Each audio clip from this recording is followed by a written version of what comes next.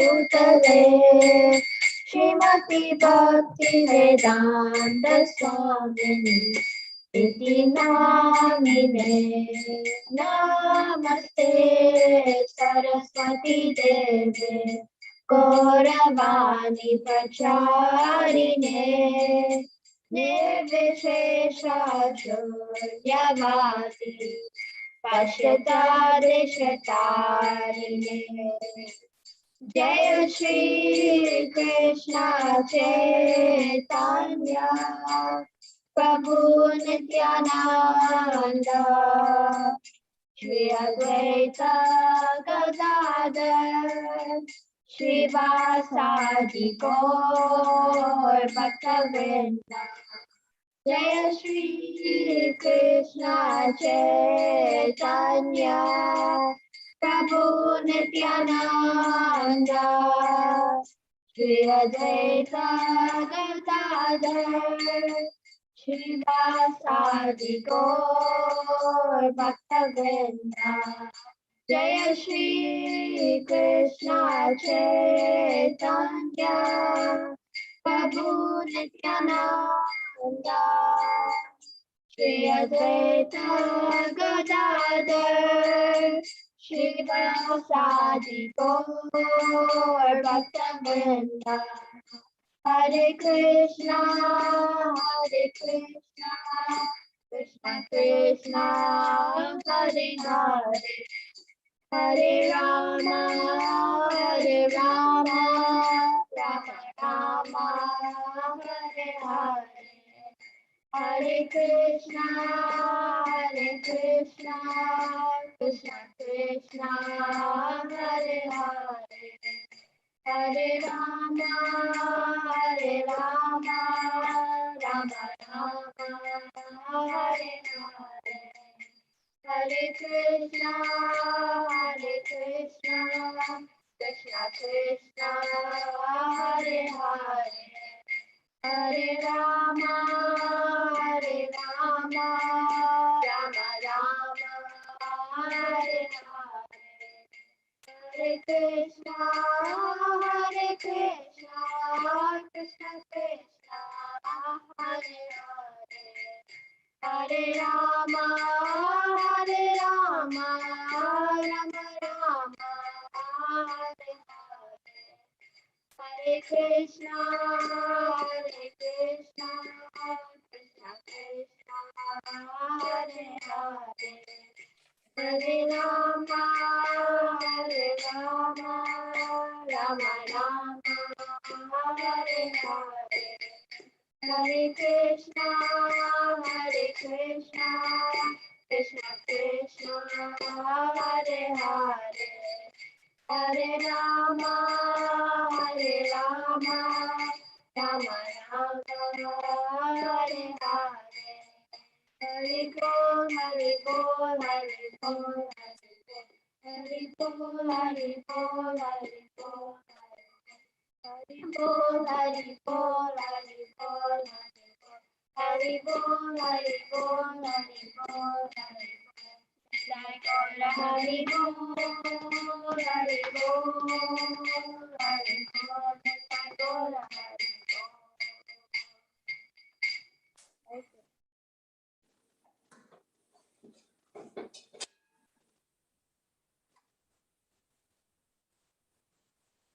You're on mute, Prabhuji. Oh, thank you, Mataji. Thank you so much for the wonderful kirtan. And now we have more illustrious devotees joined us as the kirtan was going on. So we have Sudhir Prabhu and Arundhati Mataji and Gandhi Prabhu, Kirti Mataji, Priyanka Mataji. Are you joining from Jackson? Yeah. Are you the same Priyanka Mataji I met in Jackson? Ji Prabhuji. Hare Krishna. Oh, very nice. I sent responses to your question to your husband. Were you able to hear those? Ji Prabhuji. Thank you. Thank you so much. Sabrina Mataji, Vijay Mataji, Asha Mataji, and Natasha Mataji, and Abhishek Prabhu. I'm so grateful to all of you for taking out your valuable time to give your kind association to read Bhagavad Gita. So let's begin. Om Namo Bhagavate Vasudevaya. Om Agyantimirandasya Gyananjana Shalakaya Chakshurun Militam Yena Tasmai Shri Gurave Namaha.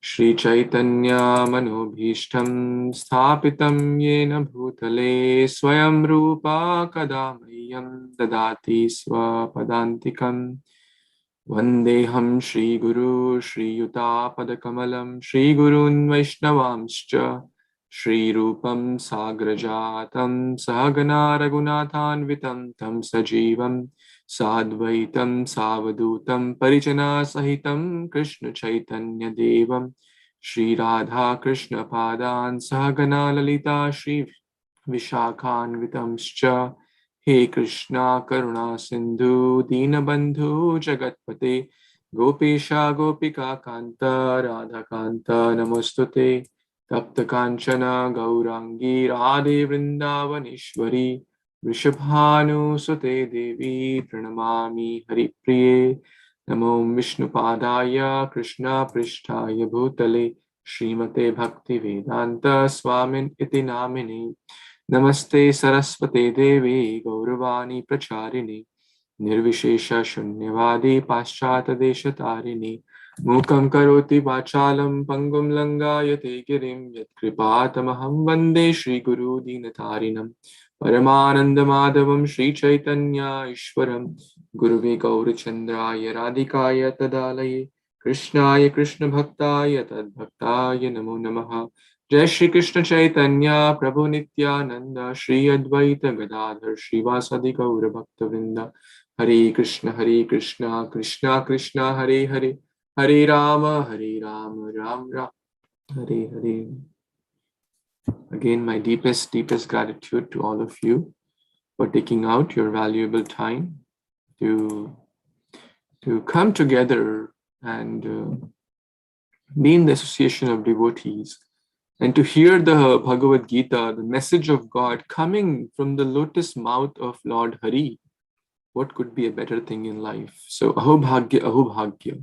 We are also fortunate, we are also blessed and grateful that Krishna has given us this opportunity to read Bhagavad Gita. So, and I'm so grateful to you for taking out your time for doing so.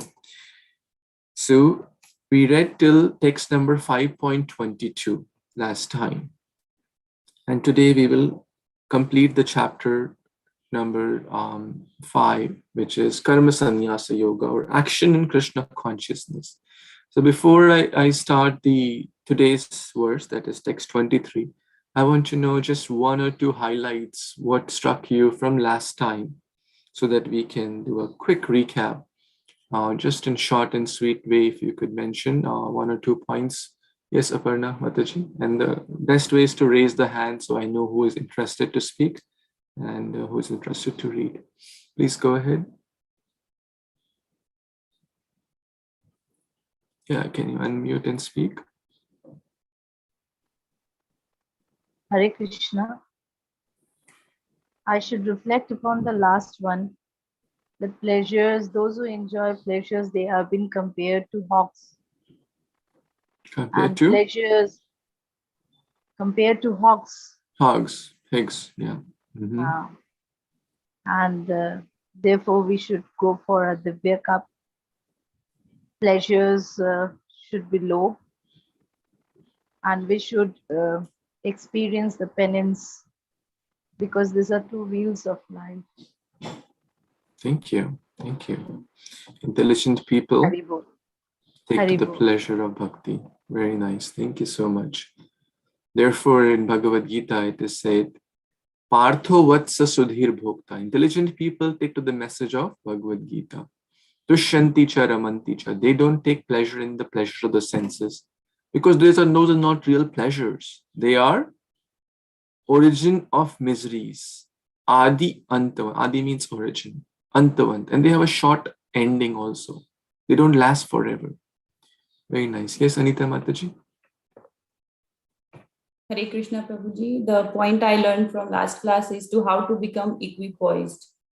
And by always engaging in Krishna consciousness activities, we can become equipoised. That's amazing. Thank you. And we'll talk about that point today also, because it kind of goes in the connection. And that point Krishna mentions in multiple chapters, to become equipoised, to become transcendental to the dualities of this world. Heat and cold, joy and sorrow, wealth or poverty, health or disease. There will always be dualities in life, no matter who we are. Today we may be rich, tomorrow we could be poor. Today we may have disease, tomorrow we could be healthy. Today we could be healthy, tomorrow we may get disease. This world is full of dualities. Today it's raining, tomorrow there will be sunny. So we learn, actually this is our best verse to start this discussion.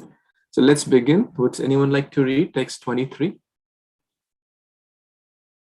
And yeah, the formula is you can raise your hand, keep your hand raised until your turn comes so that we know who all wants to read. Yes, Shital Mataji, please. Hare Krishna, Dandavat Pranam. Text 23.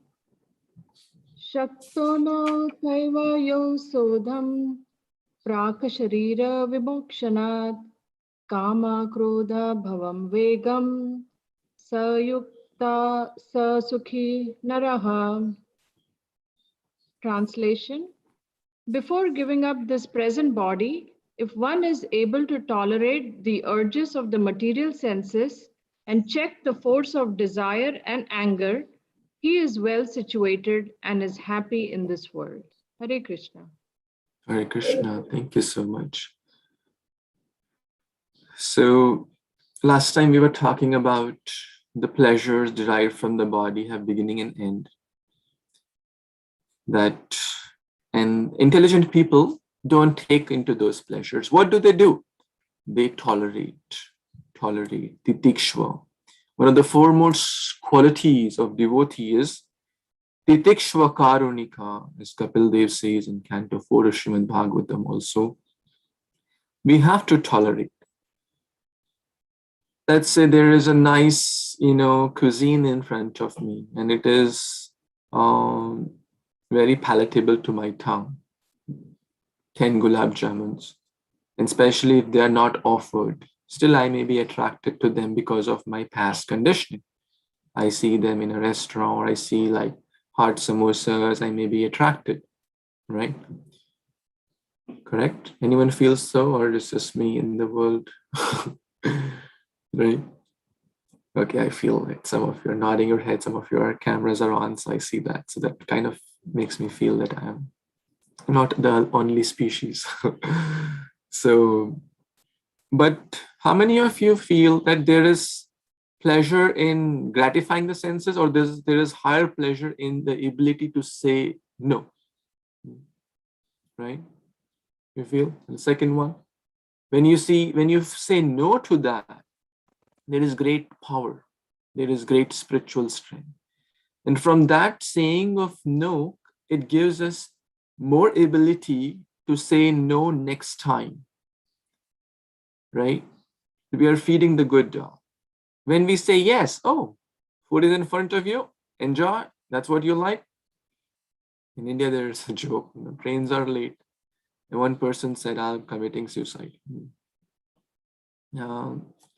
I'm committing suicide because of whatever issues. So he said, okay, I'll die in front of the train. So he went on the tracks and was sitting on the tracks. But one person was observing, he had a big lunchbox in his hand. And the person asked that, well, you're committing suicide, and why have you a big lunchbox? He said, if the train gets late, I don't want to die hungry. Kha pee ke marenge. I'll eat to my heart's content. Anyways, jokes apart. But those who gratify their senses and they think, no, that's not tolerate, then they are not, what to speak of spiritual success. Even material level, they won't be successful. Right? because, and that question was also asked, actually, this has been scientific research done in the Harvard Business School. This was like a 40-year-long research. The people who tolerate their urges, so what they did, they gave a marshmallow, a candy which kids like, and they said, okay, if you tolerate the urge to eat, you will get one more when the teacher comes back. But if you eat it, you won't get, right? So delayed gratification, or focusing on long-term pleasure, not the immediate pleasure which may come from the senses. Because it comes like a wave. It's like speed. Wave means speed. The senses want it, and we kind of act upon it. So it may give short-term pleasure, but long-term, it will give suffering. So 90% of the students, the kids, they ate the candy as soon as the teacher was out. 5% out of social pressure ate it after a few minutes. But there were few of those, a tiny fraction, who did not choose to, who tolerated the urge for a higher cause. And those people, their lives were studied for the next 40 years. They were more, their families were more stable. They have a better family life, better career, better emotional quotient, better intelligence quotient. So you want to materially be successful, what to speak of spiritual success, we need to tolerate. Now, Srila Rupa Goswami in the Nectar of Instruction, Prabhupada is quoting, that if one wants steady progress in the path of bhakti, that is self-realization, must try to control the forces. There is a force, right? You agree? How many of you agree there is a force? The force to eat, the force to talk, chapar, chapar, chapar, we keep talking, right? The urges of body, mind, vacha, vachovegam. Rupa Goswami starts with vachovegam. Manasaha, urges of mind. Krodha, it comes with speed and we just want to speak. And later we were discussing in, I think, last class also. And after we had done speaking, then we realized, oh my God, I should have not spoken those words, right? I should have handled that situation better. But words once spoken and arrow once released cannot come back, right? So therefore, we have to tolerate. And when we tolerate small things, it will give us strength to tolerate bigger things. And then we tolerate bigger things, it will give strength to tolerate, because we are training ourselves, our ability to tolerate.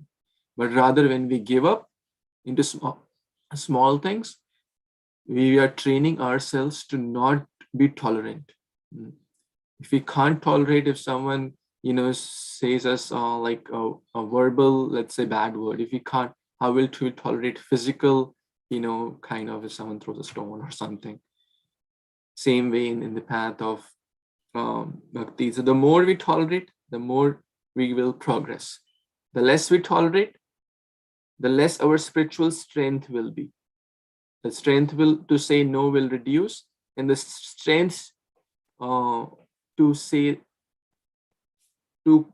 come in the effects of the urges of the body and the mind, we will be kind of, become a slave, basically. Prabhupada is quoting this word, Goswami. Go means senses. Namo Brahmane. Devai Go Brahmana Hitaicha. Krishna is the master of senses. Govinda, Gopala. It also means cows, but in this connection, we are talking about the senses. Swami means master. So we have to become Goswami. Goswami is not just for sannyasis. Just by wearing a dress or orange dress, one does not become a Goswami. We have to wear the consciousness of a Goswami. We have to get that consciousness of controlling the body and the mind. If we don't control, we will lose it. There is no other way. The earlier we understand it, the better it will be. It's like putting fuel in the fire. Will the fire stop? It will never stop. The more oil you put, ghee you put, the fire will keep burning. Similarly, the fire of sense gratification, the fire of material world, will not satiate when we stop, when we keep putting fuel. Some people say, well, life is meant to enjoy. Why talk about control? Life is meant to enjoy. There are so many things around. Eat, sleep, do whatever you want, drink different things and eat different things, and don't worry about future. This is demoniac philosophy, right? One devotee was saying that there's a movie called, Life Will Not Come Again. Zindagi Mile Na Dobara. So fear of losing out, fear of missing out, right? FOMO. They say like that in this modern day and age. They'll say, well, we don't even have to come again, right? Devotee says, we don't care to come back again because we know this life is temporary. So there is no fear when Krishna is near. So now, very important point, controlling these urges of body, mind, speaking, genitals, belly, etc. It cannot do it artificially, right? So how we have to do? Higher taste. Higher taste. And that taste is Krishna consciousness. And the classic example, the modern example, I'm not talking about thousands and millions years ago happened in Ramayana or Mahabharata. I'm talking about this current world. There are so many devotees who were into wrong things like meat eating, intoxication, gambling.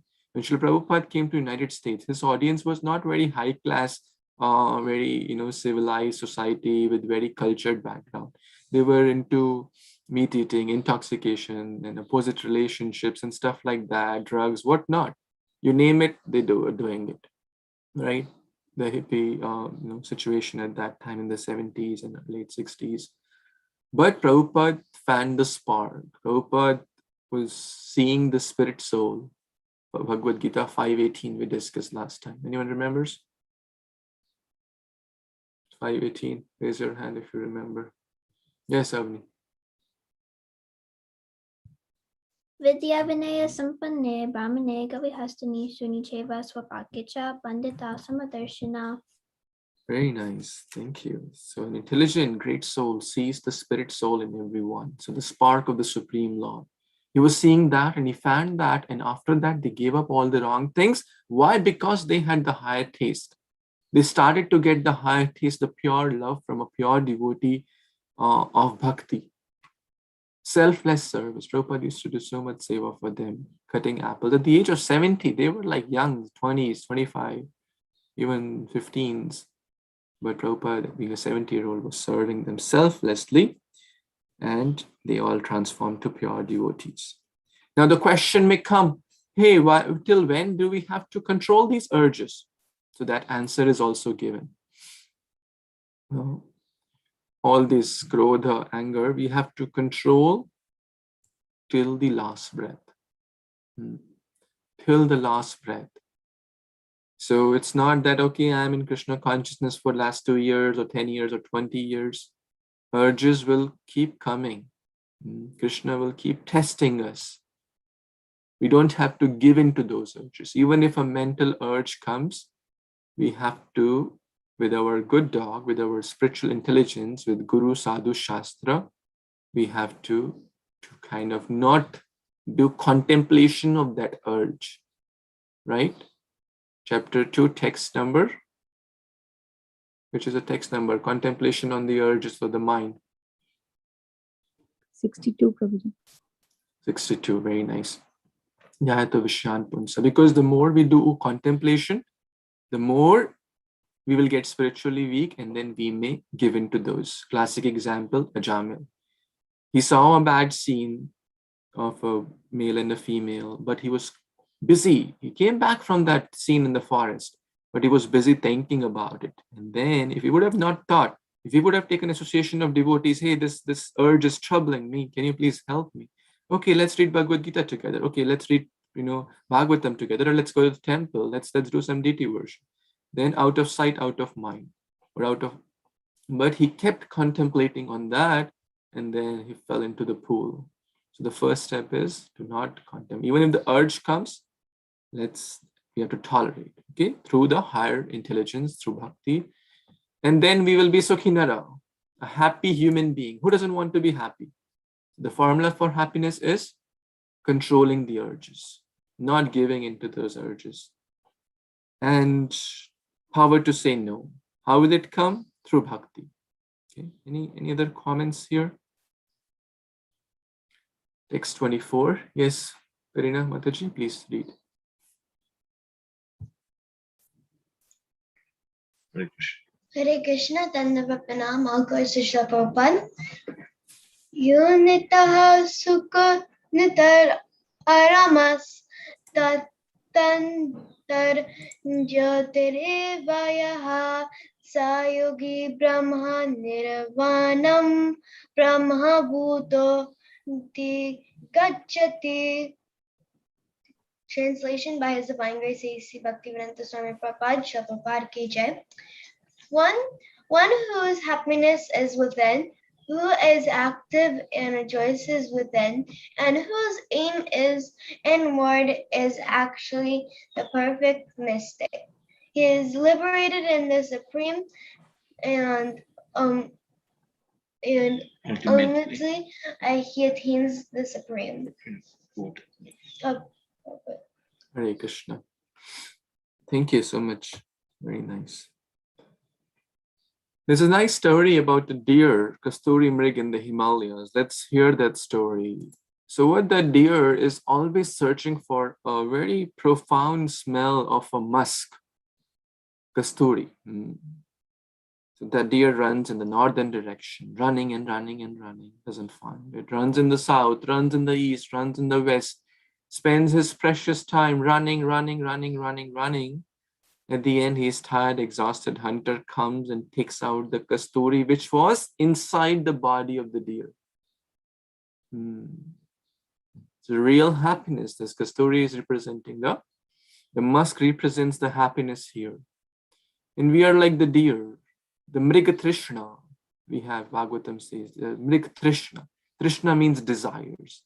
But this will give me happiness. Let's run for that. Oh, but this will give me happiness. New job will give happiness. New car will give happiness. New home will give happiness. Oh, America will give happiness. Oh, India will give happiness. Oh, visa will give happiness. Oh, green card will give. As if the people who have visa are happy. As if the people in America were very happy. As if the people who go for a holiday are very happy. It is just the grass on the other side seems to be greener, and we continue to that chase like a mrig, forgetting that Krishna is right there, right in our hearts, right there. Sarvasya Hridi Sannivishto. But we are looking outward. Krishna bholi se jeev anadir bahir mukh, atev tare maya de samsara dukh. We forget Krishna and run outside. What it leads to? Dissatisfaction, unhappiness, misery, chasing the outward happiness. Real happiness is within.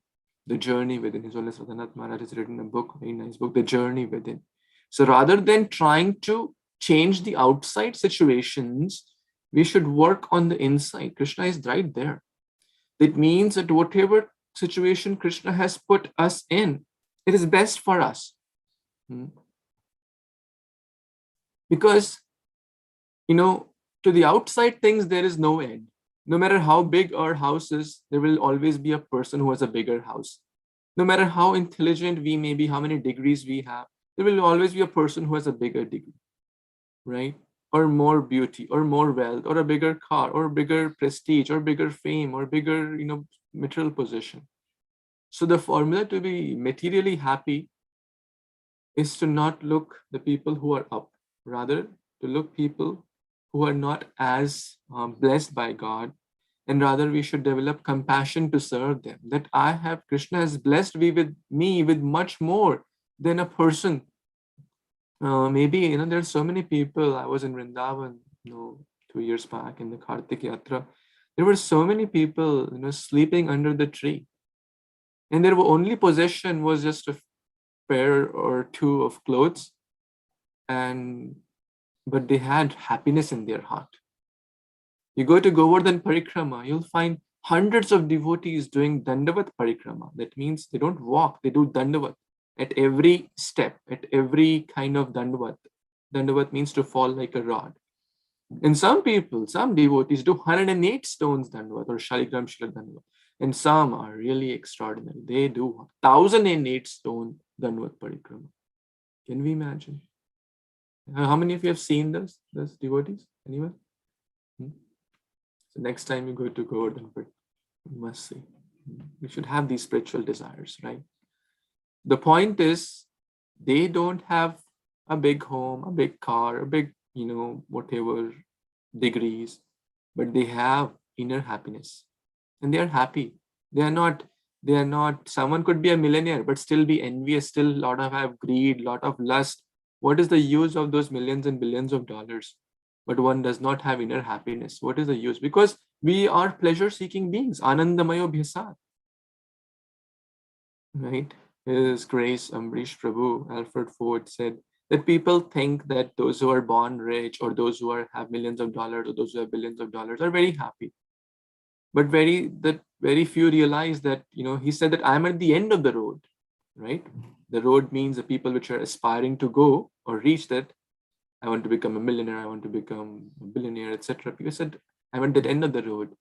But to tell you that there is nothing here. There is shallowness. Michael Jackson, right? We know how famous he was, how much wealth he had. Truckloads of greetings used to come. But he said in his interview, I sleep like a child because after every 2 hours, I get up and cry. Cry not in Krishna Prem, crying out of material dissatisfaction. Why? Outside too much, inside shallowness. And these big people, we see celebrities, Bollywood stars, Hollywood stars, and they commit suicide. What? Externally, they have a lot. Wealth, beauty, recognition, fame, followers. Inside, shallowness. So real happiness is inside. And some sannyasis, some pure devotees, they may not have a bank account. All they may have is a pair of clothes, and that too also is gifted by someone, but they are Brahma Bhuta Prasanna Atma, internal happiness. So real happiness is internal, connection with God. And one who has that is eternal thing. That's like internal bank account. So we must always strive. We're not saying give up job, give up family, but always keep Krishna as the center, because that will lead to true happiness. That will lead to true satisfaction. And no matter what our situation is, because situations will change, but what we have the power to control is our mental state. In Hindi, great one nice Vaishnava says, "Paristhiti ko nahi, manosthiti ko badlo." Paristhiti means situation, externals. Manasthiti means internal, the state of the mind. So don't try to change the state which Krishna has put as external. We have to do our dutiful effort, whether big home, small home, rental home, or mortgage home, whatever that is, that's fine. But what we can focus on is our internal state of mind in connection with the Lord. That will lead to your happiness. Yes, Sampada Mataji, please read the next verse. Hare Krishna. Labhante brahmanirbhana mrishaya shina kalmasaha jinna dvaidhaya tatmana sarvabhuta hiterata. Translation.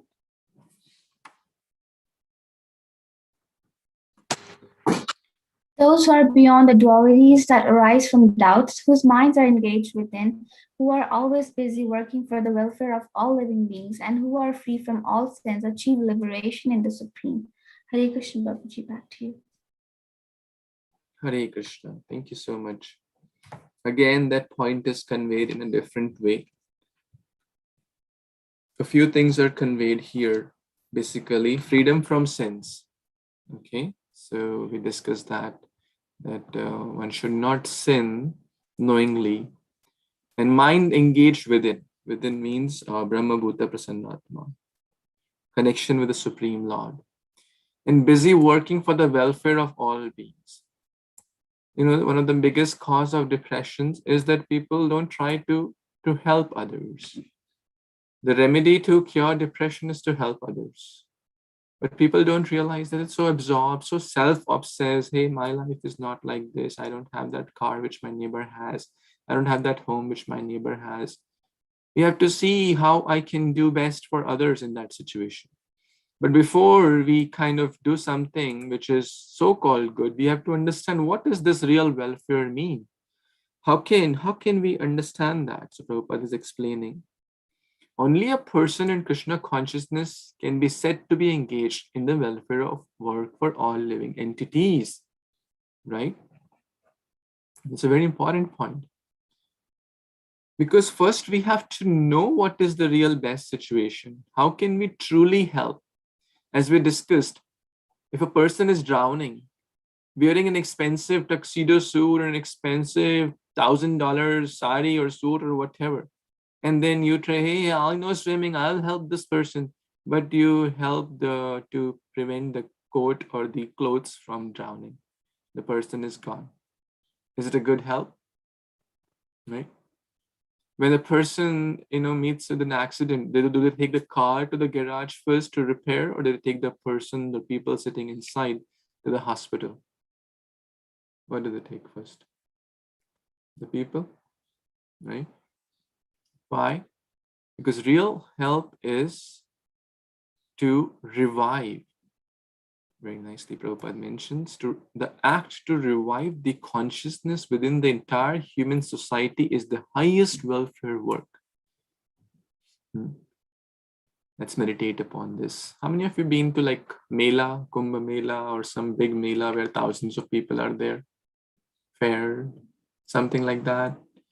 Kumbh Melas are like a typical example. There are thousands of people. Even in like go to Haridwar, there are announcements going on. Oh, a child wearing yellow shirt and blue shorts is missing. His parents are standing at here. Anyone who finds him, kindly please bring him. There are a lot of announcements. I don't know about now. When I used to go, there were a lot of such announcements because kids they are sometimes they miss. Even my brother was lost in one of those. But so they knew from the experience that they had put like some kind of slips in our pockets, that if they are lost, people know that the child would have a slip in their pocket and they'll get to the right. So there was a way, and mobile phones were not that common like 20 years back. So anyways, to the point, if a child is lost, okay, and is crying, is lost from his parents, okay, and a person sees, hey, the child looks very dirty and unclean, let me give a bath to the child. Okay, very nice. The child took a nice bath in the water and is feeling pleasant. He looks tidy and very nice. After a few minutes, again starts to cry, right? And then someone else comes, hey, the child looks hungry, let me feed him some pakora or something. And he gets a pakora for the child, and the child likes pakora, and then he's happy. How much? Adi antavanta konteya, for a few minutes, and again start to cry. And the child, his dress is very old and torn and worn. Let me get a new dress. So another person gets a new dress for the child. Are they really helping the child? What do you all say? Okay, all of you are very intelligent. So what is the real help? Yes, Sampada Mataji. Take the child to his mother. Yes, take the child to the mother, to the father. Krishna Mata, Krishna Pita, Krishna Dhana Pran, Krishna Pranadhan. Krishna is our real life, real mother, real father. Giving some short-term relief, some blanket, some people make hospitals, some people donate fans, some people donate some food, some people donate blankets, some people donate. We're not against all those things. They are fine. But even in ISKCON, in this COVID relief fund, millions and millions of people are still being served practically every day. There are thousands of ISKCON temples and centers, and everyone is trying their best to help. But they don't just give food for the body. They give prasad, which is the mercy of God. It not only helps the body, it revives our spiritual consciousness. And then they distribute the message of Bhagavad Gita. They distribute books, they distribute prasad, they distribute holy name, Sankirtana. By hearing that, once one will get to know his true parents. One will stop kind of moving back and forth in the different species of life. That is the true help. A person only interested in the physical welfare of human society cannot factually help anyone. It is just a so-called help. Okay, because first we have to know what is real help. I gave the example last time. Oh, people are dying of hunger. Let me give them some food. So he started to distribute meat and eggs and omelet and whatnot. So guess what is happening? he's getting tied up in the karmic reaction, and whoever is eating is also getting a portion of that reaction. So blind leading the blind. So first we have to know what is the real welfare. Temporary relief from the external body and the mind is not satisfactory. The real cause of one's difficulty is the hard struggle of life, may be found in one's forgetfulness. Krishna bholi sei jeev anadir bahirmukh. Right? You're turned away from Krishna, trying to seek pleasure in the outside senses. You'll never be happy, right? And therefore, there are so many United Nations, World Health, and this health. They spend millions and billions of dollars, but the outcome is practically none. Prabhupada, one-man army, one-man show. He came and he built a house where the whole world can live peacefully. So many people gave their biases, gave their judgmental attitude. Whites in America, whites and blacks, and embracing each other. It was a big problem at those days, actually, right? But in Prabhupada society, people of all colors, white, yellow, black or brown, rich or poor, male or female, they all come together in a very nice Krishna conscious way. They have a real happy, joyful, festive time because everyone has one purpose: to serve the Supreme Lord and to help each other to revive that connection. Okay.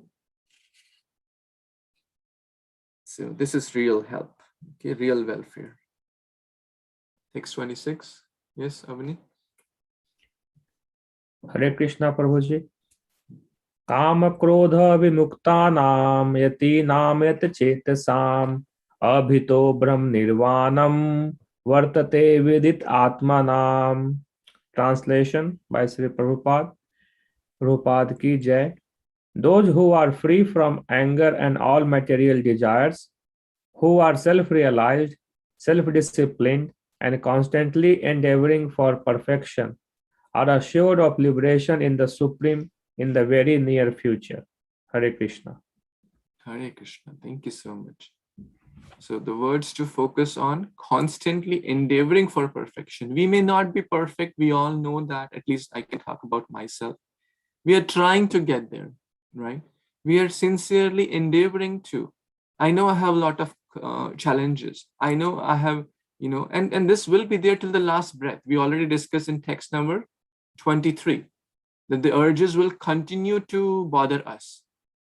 We have to continue to say no to those till the last breath. It's not that a person is 60-year-old or 70-year-old, the desires will, go away. The desires will not go away with age, right? The desires, we have to purify those through the process of bhakti. And the earlier we take it, the better it will be. The later we procrastinate, the harder it will be. Old habits die hard, right? And we see that if a person has, living a certain lifestyle for 70 years and then you say, hey, don't watch TV, don't drink alcohol. So, no, this is actually my medicine. This is my medicine. You don't know. I know this better. They'll say like that because they'll say, oh, no. If we don't eat flesh, then they will eat us. Old habits will die very hard. You have to sincerely endeavor for perfection. And if we do that in near future, very soon, we will get the back home, back to God. After this life, we don't have to take birth again in the species of dog, hog, cat, suffer so many corona diseases and whatnot, floods, somewhere political rights and so much, problems in this world. This world is not a place to, it's like compared to a toilet. We don't have to decorate the toilet. We have to do our business and get moving, right? So this world is compared to that. So do our business, take to the process of bhakti, and next life, no more repeated birth and death. Nice verse from Bhagavatam. So just try to worship the Lord in devotional service. That is Vasudeva, Supreme Personality of Godhead. Even the great sages are not able to control the forces of the senses as effectively as those who are engaged in the transcendental bliss by serving the lotus feet of the Lord, uprooting the deep-grown desire for fruitive activities. So the desire is very, very deep-rooted. The other processes, Ashtanga Yoga, Dhyana Yoga, etc., etc. The next chapter is about Ashtanga Yoga, the next 2 verses as well. They are not really the processes for this day and age, right? We see that so many people, Vishwamitra Muni was bewildered by Menaka, Indra sent so many apsaras and people were bewildered. Shaubari Muni, recently we discussed example, he was doing tapasya inside the water, but he saw 2 fishes, copulating, and then he said, well, looks like I should also do the same thing. And he got up in the cycle again. But Haridas Thakur, a classic example, always absorbed in the transcendental bliss of serving the lotus feet of the Lord, chanting the Harinam. The most beautiful of the Apsaras could not, Maya personified could not uproot his determination, disturb him. In the famous verse in Bhagavad Gita, this energy is very difficult to overcome, 7:14. But Mam evya prapadyanti. If you take my shelter, I will help you. I will give you that knowledge. I will give the intelligence so that you stay strong in your vows. So you continue to tolerate the urges and continue your devotion towards me. The more we desire such spiritual desires, the more Krishna will help. And here, nice example is also mentioned actually, that in the purport, by vision, by meditation, and by touch, only do the fish, the tortoise, and the birds maintain their offspring. So basically, what happens here is, it's a nice point I want to share with you, that the tortoise, just by meditating upon his eggs or her eggs, it gives birth. So the power of meditation is seen actually in this. The birds, by the touch, the bird sits on the eggs to hatch them. And the fish's example. The birds maintain by touching, the fish maintain by looking at them, by the gaze. And the tortoise by meditation. The eggs are laid on the land, not in the water, but the tortoise may be in the water, is an amphibian, right? Maybe on the land, but just by meditation is able to maintain. It's an interesting point, right? So how does it help us? Similarly, the devotee in Krishna consciousness, although far away from the Lord's abode, right? Far away from Vrindavan, far away from Goloka Vrindavan, can elevate himself or herself to that abode simply by thinking of him. Always remember Krishna, never, and by engagement in bhakti.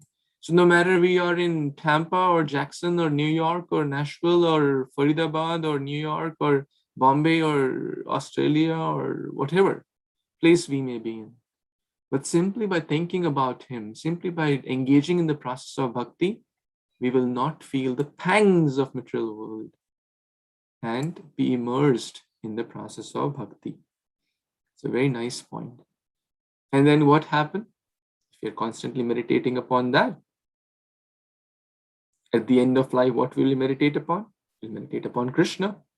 And Krishna says in 8.5, 8.6 of Bhagavad Gita, whatever state you remember at the end of the life, you will get that state. If we remember other things, like meat eating, we'll get the animal body. If we think about, whatever state we think of, whatever is dear to our heart, we'll get that. Krishna is very merciful. Krishna is very kind. So he'll fulfill those. Okay, next 2 verses, 27, 28. Yes, Vedi? Hare Krishna, Vani. Sparsan kritva bahirbhayam chaksus sevantare bhuvoh pranapano samau kritva nashabhyantara charino yatrendriya manobhutir munir moksha parayana vigatecha bhayakrodo yasada mukta eva sa. Translation by Srila Prabhupada, Prabhupada ki jai. Shutting out all external sense objects, keeping the eyes and vision concentrated between the two eyebrows, suspending the inward and outward breath within the nostrils, and thus controlling the mind, senses, and intelligence, the transcendentalist aiming at liberation becomes free from desire, fear, and anger. One who is always in this state is certainly liberated. Hare Krishna, Prabhuji. Hare Krishna. Thank you so much. So these two verses basically talk about the Ashtanga Yoga process, which is more elaborately discussed in the next chapter, that is chapter 6, Ashtanga Yoga, Dhyana Yoga. So Ashta means 8. Ashta Anga. Anga means limbs. There are 8 limbs of these process. And Prabhupada is explaining what are those limbs here. Yam, Niyam, Asana, Pranayam, Pratyahara, Dharana, Dhyan, and Samadhi. And they go gradually, low to high. But nowadays, who talks about rules and regulations, right? Niyam. Don't talk about rules and regulation. What is yoga? Yoga these days is a big industry. Why? To enjoy. So I can have a better body, so I can have a better partner, so I can enjoy my senses better. So I can look more beautiful. So I can, so yoga, so people only talk about two things in this Ashtanga Yoga is asana and pranayam. No, pranayam is basically the breathing movements. There are so many pranayams.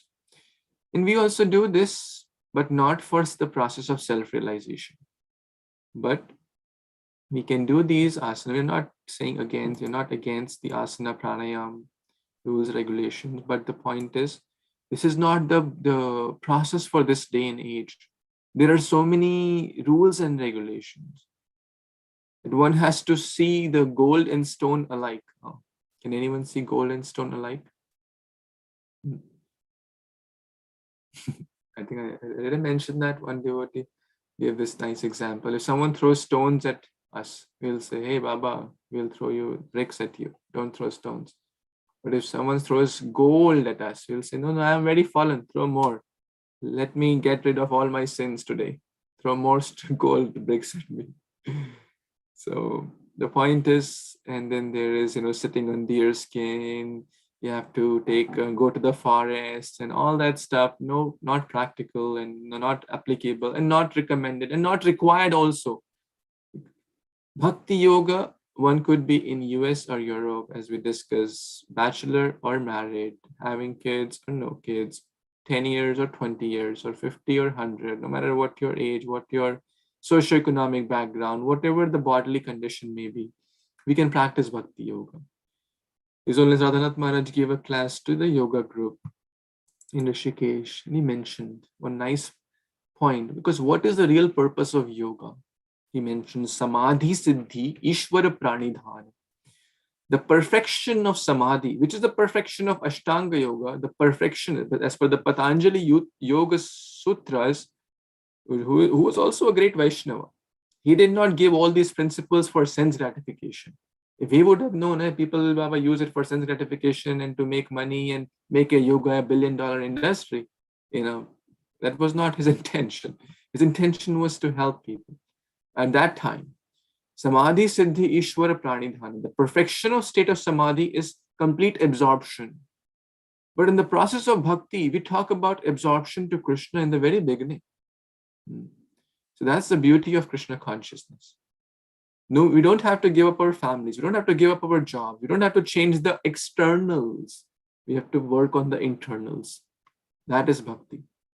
So easy, simple, straightforward, and everyone can apply.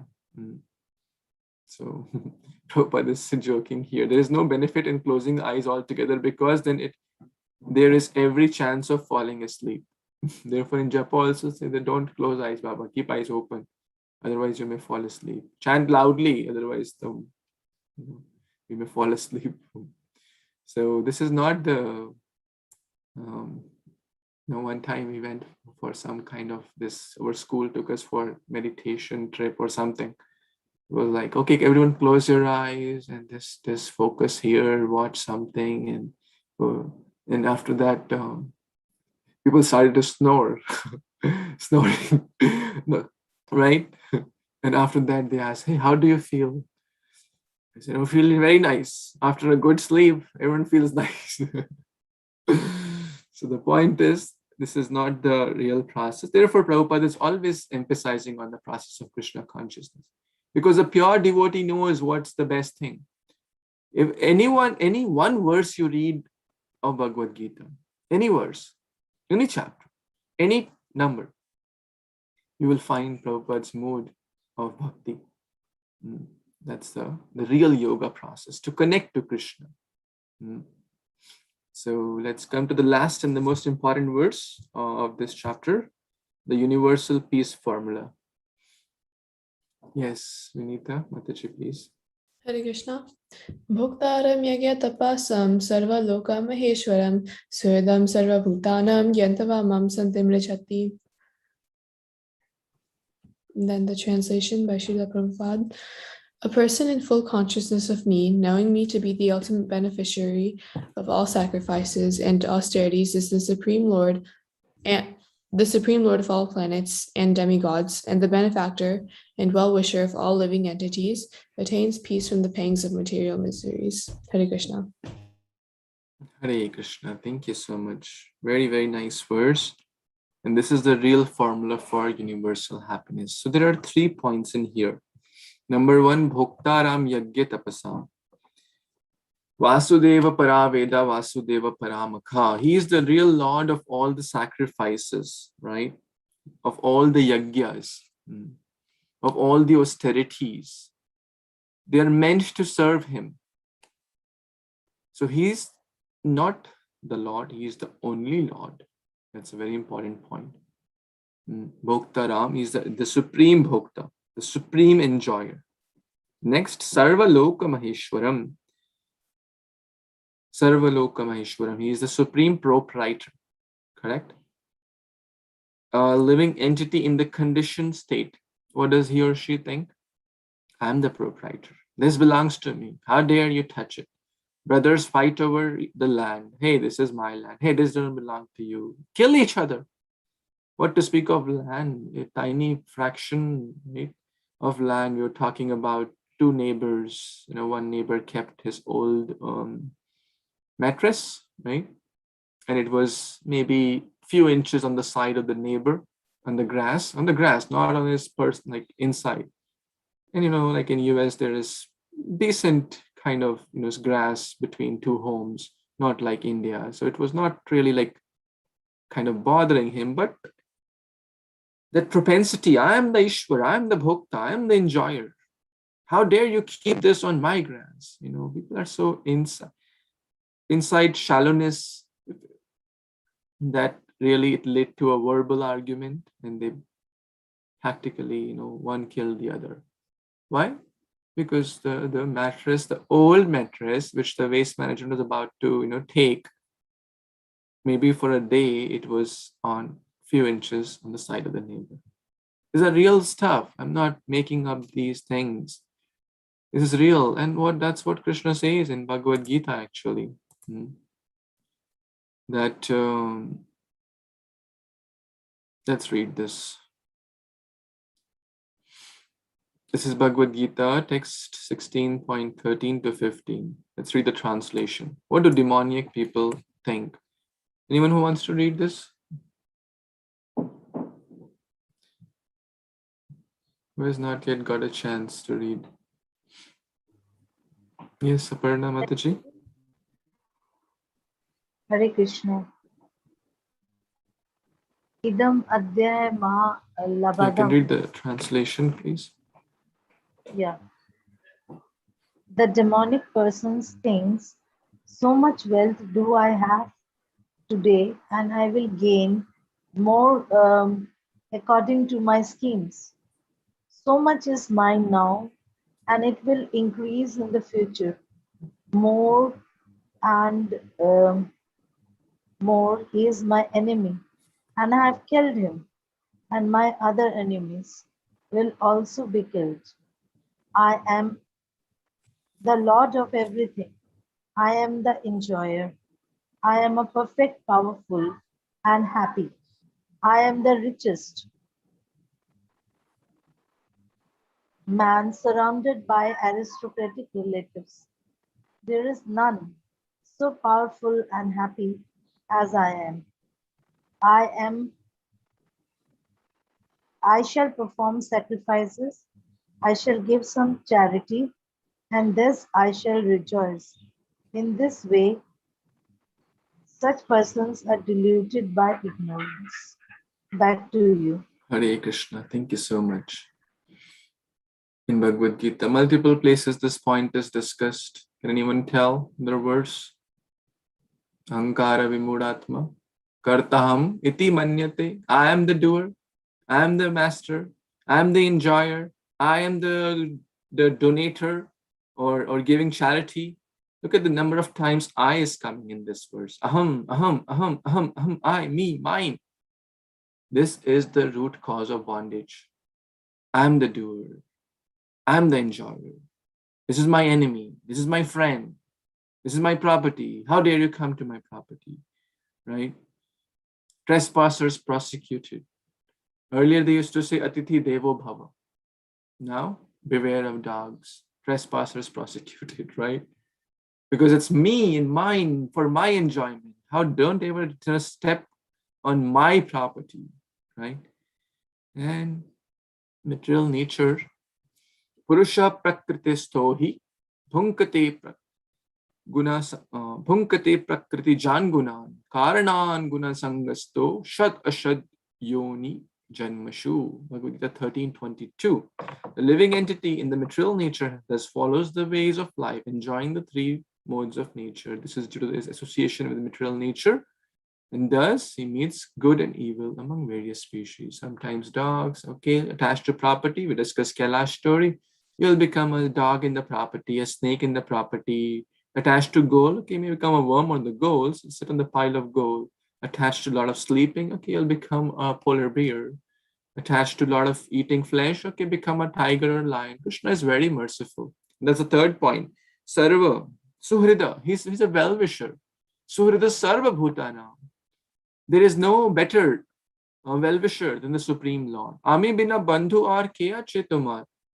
Who could be a better well-wisher? Will our wife, husband, children, mother, father, elders, parents, neighbors accompany us in the next life, in the next species? No? No. Will Krishna accompany us? Yes.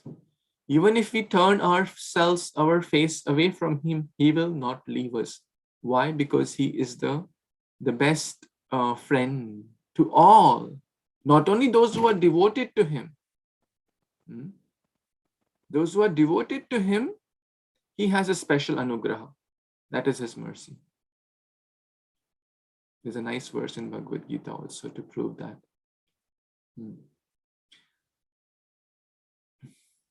But I'm forgetting that verse. Anyone remembers?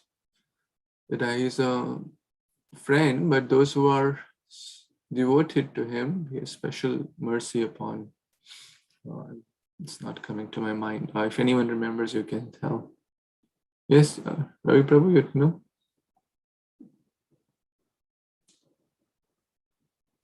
No, Prabhuji. Okay. I guess it's in chapter 9, maybe, if someone can figure it out. 9 or 10, 9, I think 9 sounds right. That he is a friend to all. Those who are worshipping him, he has a special anugraha, he has special mercy. Prabhuji, it's Sama Sarva Bhuteshu, something. Sama Sarva Bhuteshu, Name Dveshi Na Priya, Ye Bhajanti Tumam, Bhaktya Maite Teshu Chapyaham. Very nice. Samaham Sarva Bhuteshu, I am equipoised towards all. Name Dveshi Na Priya. I don't envy anyone, nor do I have a special thing towards. Ye Bhajanti Tumam Bhaktya Maite Teshu Chapyaham. Those who are worshipping me, I have special attention. It's like just think like a parent. One child, very obedient, caring, loving, kind words, etc. One child is always throwing tantrums and never listening and always shouting at the parents, always doing his own, her own. Even if he grows up, always has bad thoughts, bad ideas. Will parents have envy? The parents will not have envy, but ultimately the parent will have a soft-heartedness towards the one who is always caring, kind, and loving. Although their parents are equal towards. Krishna is the supreme parent of all, supreme well-wisher. He will always accompany us. The classic, and why do we suffer? Because we envy the Supreme Lord. Now you may say, well, I don't envy the Supreme Lord. The reason we are here in the material world because of the envy. Or we don't want the Lord to be the only master, the only bhokta. Hey, I also want to enjoy, but the jiva enjoys in serving the master. That's the natural position. Like a wealthy person, let's say, has a very nice car, let's say a new, BMW. So he gets that, and then he hires a driver to ride the car, to drive the car. Now the car has a lot of facilities, nice music system, nice seats, nice air conditioning, a lot of other features the car has. Now the driver is sitting and driving, and the owner also is sitting and driving. When the driver is driving, the owner does not say, hey, now you put cotton in your ears because you can't listen to the music, right? But now you wear a cold jacket because you can't be experiencing the cold weather or the air conditioning or the seats. Or you put a flat piece of wood plank, you can't experience this nice seats, right? The owner does not say that. But if the driver forgets the master and says, hey, this car is mine, I will enjoy it, forget about the master, what will happen? The person will have to suffer. They'll be put behind the bars of stealing the car. Or so the real enjoyment lies in being enjoyed by the Lord. We are bhogya. We are bhog. Krishna is bhokta. Bhoktaram yagya tapasam sarvalok. We should not try to be the bhokta. And that's why we will continue to suffer if we try to be the bhokta. Ishwaroham aham bhogi. That's what they think. I am the controller, I am the master, I am the bhogi, I am the enjoyer. That's what will lead to perpetual suffering in the material world.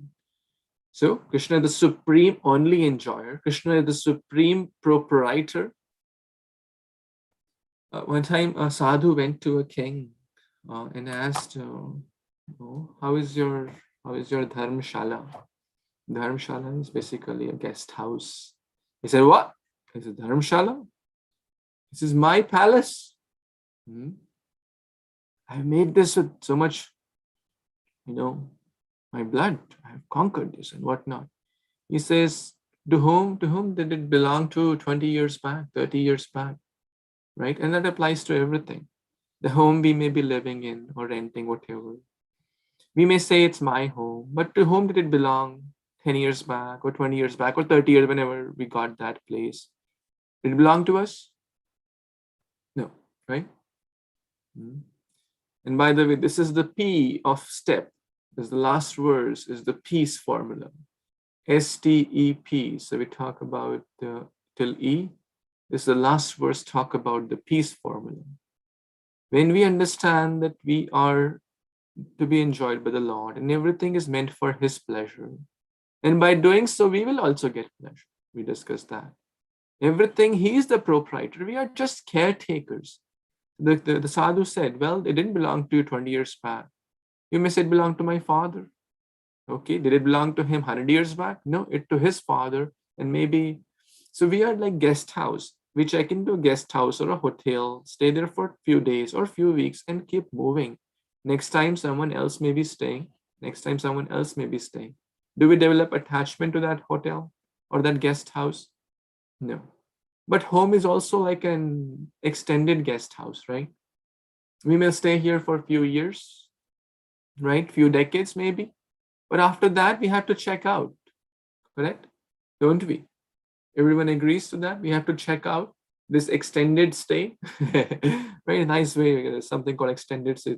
I think I booked a few hotels, and so my YouTube was showing me ads of extended stays. I was meditating upon this. Actually, everything is little. Some extended stay we stay for a few weeks, some for a few days, and some for a few decades. But this is not our real home. Our real home is back home, back to God, and we have to check out after some time. So we should not. But some people develop so much attachment. Oh, I have put my, I put my bricks in this home. I put, the sand and the mortar together on this home. It leads to attachment. We should not be so attached to I, me, and mine. Yes, we are caretakers. We should take care of those things in a nice way. But remembering that a caretaker is supposed to take care on behalf of the owner, not for his personal gratification. That this property is Krishna's. I am a caretaker. And if I use it for my selfish needs only, forgetting that I'm not using it for the master, then guess what will happen? Next life, he will not give us that, right? Same with the human body. Human body is a very nice gift given to us. It is very rare, the scriptures explain, but we don't use it. We are trustees of this body. We have to use it for the purpose it is designed and meant for. If we don't use it in the right way it is meant to be used, that is to develop self-realization, next life we will get a dog's body or the activities we do. Very simple, because he is the supreme well-wisher. He will still be there with us. It is his mercy only that he is giving us this Bhagavad Gita. It is his mercy only he is giving us Srila Prabhupada, giving us great souls, the Guru Parampara. Ganga Mata is an expansion of his mercy. We're talking about Ganga Mata in Bhagavatam, liquid form of God. The Shastras are his expansion, Srimad Bhagavatam, Bhagavad Gita. The Prasadam is his expansion. The devotees are his expansions. Ganga, Yamuna, holy dhams are his expansion. The deities, all these are there so that he still loves us all the time. Even if we turn face away from him, he tries multiple ways to connect us back to attain that real happiness in multiple ways. So he's a very, very, the best well-wisher. People envy him. He doesn't envy anyone. Shishupal envied Krishna. Krishna didn't envy. Krishna killed him, but that was also a sign of his mercy. So Shishupal is a classic case of example of envy. When in the Rajya Sabha, the Agra Puja time, who would be the foremost person to be worshipped? Who is the best person? Sahadev suggested, let's worship Krishna, and he gave multiple reasons why we all should do. An envious person cannot tolerate, why should I not be worshipped as the best? I'm the best. Some people see Krishna book and say, hey, why is Krishna there? I rather put my picture there. That is envy. Shishupal's nature could not tolerate. Ravana could not tolerate Mata Sita with Lord Ram. So, and he started, using harsh words. He was given a blessing by Krishna to his mother. Krishna would tolerate hundreds of his bad, abusive words. 1, 2, 3, 4, and continued. Hey, you are a rascal. You are this. You're a cowherd boy. You think you are great. You are doing, stealing the clothes and whatnot. You are stealing makhan. You are speaking lies. Continued, 99 and 100, and the chakra. Sudarshana Mahajwala Koti Surya Samaprabha. And the chakra was released and it chopped off the head off. But that was Sudarshana and that was Krishna, and he attained the Brahmajyoti state. So similarly, if we have the Shishupal-like mentality, the chakra of time, Kalo Asmi, will destroy us. And again, he'll be back to the material world. Punarapi Jananam, Punarapi Maranam. The other example, the complete selflessness of the gopis is seen in another example, and the Jackson kids did that wonderful drama when Krishna had a headache, transcendental headache, to test the love of his devotee. And no one, and Narada Muni came and said, okay, how will your head be cured? If some devotee gives me his dust of the lotus feet, then I will be fine. He went to different places, munis, yogis, babas, this, that. Hey, we can't do that. We will suffer. We will suffer. No, no, no, no, no. We don't want. Gopi said, take, truckloads of dust. They were jumping and giving all the dust. And Narad Muni brought it. And then Narad Muni said, well, are you not worried? Are you not worried? What will happen to you? You may have to go to hell. And they replied, if we going to hell relieves the Krishna's headache, we are ready to suffer in the hell for eternity to give joy to our master. That's pure selflessness. Even a tinge of that we see in the material world. Very close relation is said to be of a mother and a child. A mother will suffer hunger to feed the child. The mother will suffer sleeplessness to give a sound sleep to the child. Right? That's also selflessness, which is very good. But the same propensity we can dovetail towards our true friend, true mother, true father. The friends of this world are not true friends. The friends, the 5,000 friends one may have, or 1,000,000 followers one may have, they are not our true friends. The real friends, they are like friends mingle when pockets jingle, right? When someone has a lot of wealth, then a lot of people may come, oh, I want to be your friend. Oh, we'll go hang out together. But that person is in a need and difficult time, the other so-called friends will disappear. But this statement is used for Krishna and his wonderful devotees, Suhrida Sarva Bhutanam. Suhrida Sarva Bhutanam. Pure devotees are also in that category. Prabhupada would sign the letter as your ever well-wisher. That exactly means Suhrida Sarva Bhutanam. He was a well-wisher to all. They don't have, oh, I am a well-wisher to Indians because I am Indian. Oh, I am well-wisher to people who speak Hindi because I speak Hindi. Oh, I'm a well-wisher to people who speak Gujarati because I am Gujarati. That's not real well-wisher. That's also in one way extended selfishness, it is called. Or I'll serve my family or the people connected to my family because it's my family. That's not what Prabhupada did. Prabhupada built a home where the whole world can live peacefully. Suhrida Sarva Bhutanam, your ever well-wisher. That is the real formula to attain complete peace and happiness. Gyatva mam shantim richati. If everyone understands these three things, what? Krishna is the supreme proprietor. Krishna is the supreme doer. Krishna is the supreme master. Krishna is our life and soul. We are not the proprietor. We are not the doer. We are not the bhokta. We are the bhogya. Let's not fight with each other. Let's try to help each other to get to that state of transcendental self-realization. Then the world will be a much different place. And that's the universal peace formula. This is real United Nations. So I'll conclude the chapter 5 with the acronym STEP, right? So we started the chapter with a question of Arjuna, that is giving up activities good, or acting in, or just being on the transcendental knowledge state is good, or I should act. And Krishna clarifies that renunciation is not of the action, but it is in the action, the spirit of detachment, the spirit of offering the fruits to Krishna. So stay in the world, Arjuna, not of the world. Be like a lotus, okay? Don't get attached to the dirt. Develop a covering of Bhakti Yoga so that even though you are fighting, but still you are not fighting. Action in inaction is better than inaction in action. You can meditate upon that. Then we talk about the three doers, right? We are not just the sole doer. I am not the karta. The soul may desire.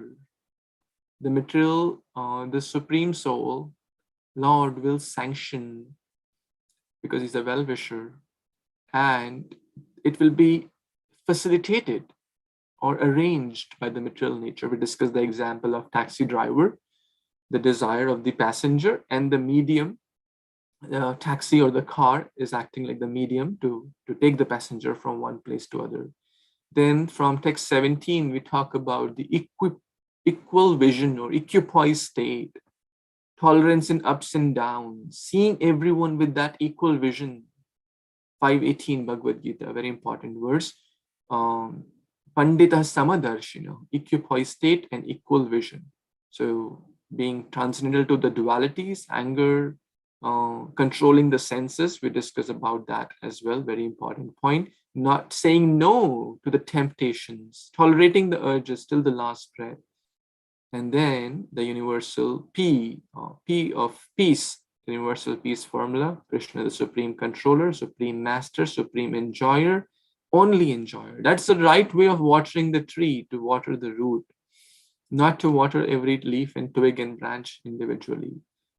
So that analogy is given to demigod worship. If those who worship demigods, they are indirectly worshipping Krishna, but that's not the best way to do it. Then we may be worshipping one or two. The other 33 crore minus two will say, hey, you didn't pay water to us. But if we water the root, then Yasmin Tushta Jagat Tushta, everyone will be happy. So this is the step of chapter 5, Karma Yoga, action in Krishna consciousness. So I'll pause here. Sorry for the long. Hare Krishna, Srimad Bhagavad Gita ki jai, Prabhupada ki jai. So now we have a few minutes. We can take one or two reflections, questions, comments, additions. Anyone has anything to share, add, correct?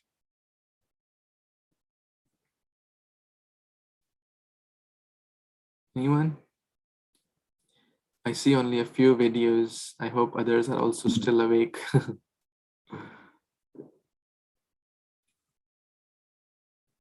No questions, no reflections, no comments. Yes, Aparna Mataji, please, you were saying something. Today you have become the ambassador of United Nations by speaking the formula of peace in this turmoil. Very nice to hear. Every Saturday, in midst of all Hare Krishna devotees, I'm very proud to sit amidst among you, and I feel myself pacify when I hear from my student. Very nice. Let your voice be reached to everyone and take refuge in the lotus feet of Lotus Lord Krishna in this COVID-19 and heal the sufferings of earth. Hari Bol. Hare Krishna, thank you so much, Aparna, for your kind words. We are just repeating the words of the true ambassador of Krishna, Srila Prabhupada, and the words of the Supreme Lord Bhagavad Gita. But I am deeply grateful and inspired by your words. And we are all trying our best. So thank you so much. We have His Grace Ramya Prabhu, our guide, our mentor, our shelter, always encouraging us. Prabhupada disciple, always inspiring us. So let's take at least one or two reflections. It will really help us to churn the essence. After Shravanam should be followed by Smaranam. Yes, Natasha Mataji, please. Hare Krishna Prabhuji, Danvat Pranam. Thank you so much for such a beautiful class. Prabhuji, since you insisted on sharing some realizations and reflections, that's why I'm sharing. But I really like that point of where you said how inner peace is so much more important than outside. Don't manage the outside situation, just be equipoised within, right? So I just wanted to share something I heard in another class. Is that okay? So Prabhuji, they basically said, this is actually His Grace Amrendra Prabhu's lecture that I heard. He said, what is the difference between Sukh, Dukh versus Anand? Right? So he did the like Sandhi Vichhed of Sukh and Dukh, and he said, Su plus Kha or Du plus Kha is Sukh or Dukh. Kha in Sanskrit refers to the space or the ether around us. Like in 7th chapter, there comes a verse where Krishna says, Shabda Khe, like I'm the sound in the space or in the ether. So when the situation in the space around us is good, it's called sukh. We've experienced sukh. When the situation outside around us is not good, it's called dukh. So sukh and dukh comes from what is happening outside us. But anand is what is inside us. So anand can be unlimited. It can be anant. It comes from our Krishna consciousness. So don't worry about sukh and dukh. It will be, don't worry about externals. As long as your internal foundation is strong, you will experience anand from within, the bliss from within. And we are made of, like you said, anand mayo bhyasat. We are always seeking pleasure. We are Satchidanand. So that anand is always within us, but we are always looking outside. We're never looking within. But pure devotees of Lord, like Mother Kunti, she was always in difficult situations, but they're always from inside experiencing Anand because they're always connected to Krishna from within. So we just have to advance our consciousness with devotees like yourself, Prabhuji, and your guidance to look inwards and not outside.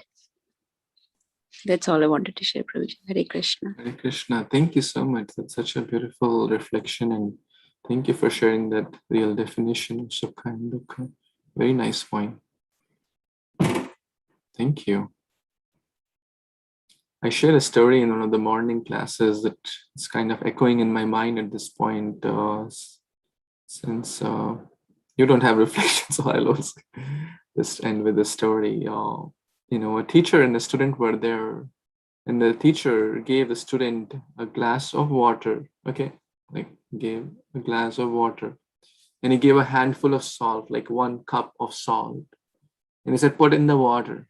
Okay, the student put in the water, and he said, "Now drink it." He said, "How does it taste?" "Oh my God, it tastes so bad. It's so salty.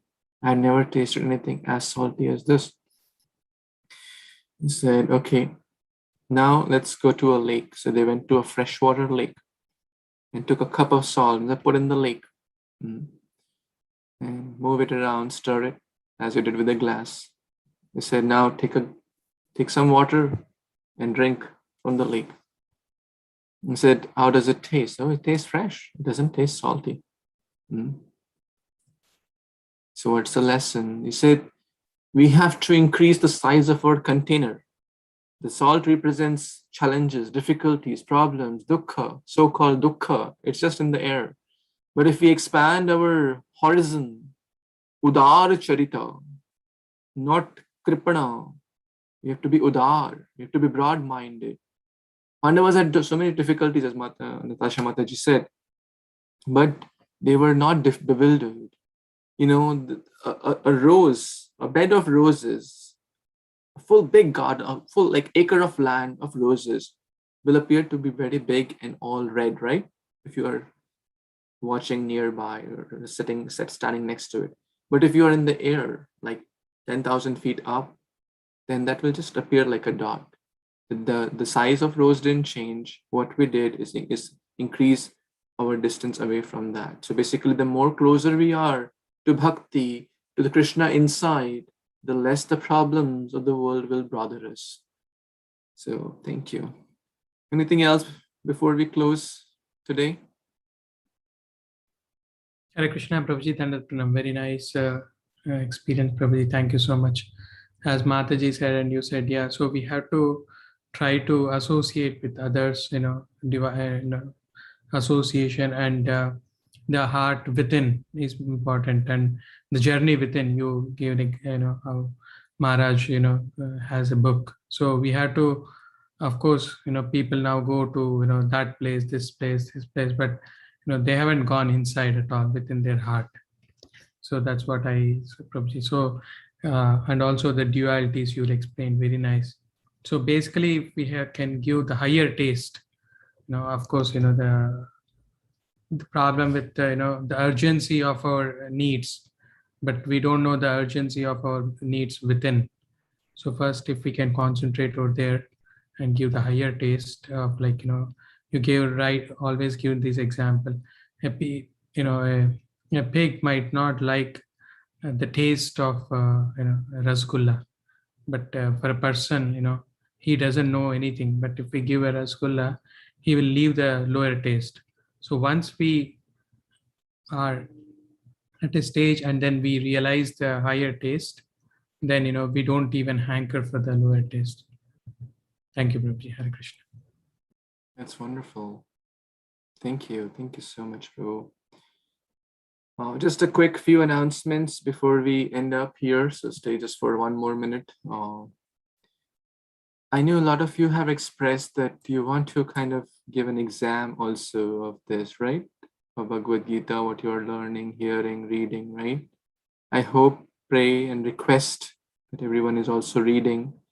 If those you sincerely want to take this study, I request to read along. We cover 5 to 10 verses on an average a week, which is not a lot to read. Even if you read like one verse, we have been averaging like 7 verses a week in one session. So one verse will take 5 minutes or less. So some of you have expressed, right? Are you interested to give an exam? Something like that? How many of you are interested? Not today. I'll of course give you time. And so what we will do, chapter 6 has about 40 plus verses, which we will take 4 to 5 sessions, means about, it may take about 6 weeks or so. So in the middle of maybe end of September, we'll have an exam of the first 6 chapters. More or less, it will be short questions and objective questions and multiple choice questions. We'll have an exam, but I want to give you the notice in advance so that you can, I always like, preparation and planning and not, last minute notices. I try my best at least. So you can, work towards it. So I'll give more information about it, but it will be after the 6th chapter, okay? So it won't be until the 6th chapter, but again, you can plan accordingly. So will that be okay? After Janmashtami and all the events are done, we will plan maybe towards the end of September. And one more thing, next week, we will do this. Instead of the Bhagavad Gita, we'll take a specific verse from Bhagavad Gita and talk about a few things. So we're kind of doing a workshop. Me and my wife will kind of coordinate this. The art of offering flowers, we named this Pushpam Samarpayami. How do we offer flowers? Why do we offer flowers? Special pastimes linked to this offering of flowers. So it'll be about a 2-hour session approximately.